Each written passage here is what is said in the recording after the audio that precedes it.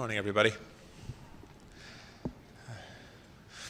What can I say? First of all, I'm very pleased to be here as an Irish Foreign Minister and an Irish Defence Minister on International Women's Day, when we will have a debate in the Security Council on the Women, Peace and Security agenda, which is something that Ireland has been focused on and has prioritised during our time on the Security Council to date. And of course, we now want to work with the new presidency to ensure that that agenda maintains its momentum. And unfortunately, we see far too many examples of suffering, discrimination and targeting of women on the basis of gender-based violence, on the basis of sexual violence being used as a tool of war, and generally disempowerment, often linked to conflict. And so there is much to talk about and much to do on this agenda.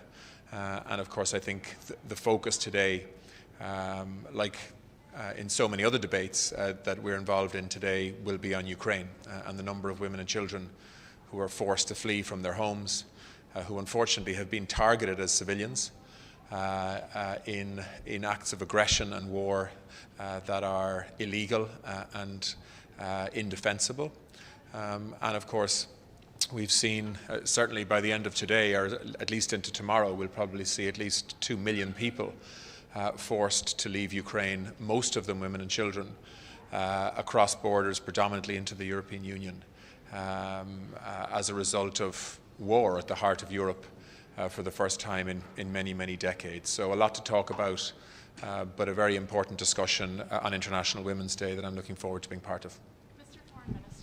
On the issue of humanitarian corridors, new reports, Ukraine is accusing Russia of breaking the ceasefire for Mariupol. What's your comment on the undermining, the targeting of these evacuation routes? Well, first of all, I think humanitarian corridors in times of conflict and war are absolutely essential in terms of getting basic supplies, food, drinking water, medical supplies, supports, and of course to allow civilians to flee areas of conflict. And that is what the international community has been asking for some time now over the last few days. We have seen statements from Russia and also from Ukraine that have raised expectation and hope that humanitarian corridors would be provided and protected out of numerous Ukrainian cities. But unfortunately, the evidence on the ground seems to contradict that at times, when civilians fleeing have been fired on and in some cases killed. So I think there's a lot of skepticism amongst the international community about the real appetite for safe humanitarian corridors. But we will keep asking, keep pushing, and keep reminding Russia in particular of their international obligations and their humanitarian obligations here. As you know, the Security Council is discussing a humanitarian resolution, the member states. So from your point of view, what would Ireland want to have in that resolution? Thank you. Sorry, in relation to humanitarian efforts, is it? Yeah, so, I mean, well, we have already committed financially 20 million euros to a humanitarian fund for Ukraine. That will predominantly be funding UN organisations and international NGOs to try to get aid to people who desperately need it.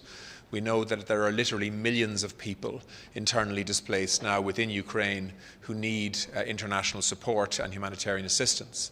And of course, we have put in place, as indeed has the entirety of the EU, a mechanism now to welcome and protect refugees when they cross the border into EU countries like Poland, like Hungary, Slovakia and Romania.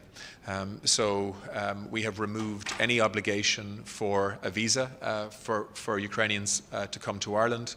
And of course, effectively, the EU is treating Ukrainian refugees as EU citizens, if you like, in terms of the supports that are being provided for them: healthcare, education, housing, social protections, and so on. And this is how the European Union is coming together in solidarity and trying to provide comprehensive humanitarian responses to what is an awful situation where people are literally fleeing for their lives.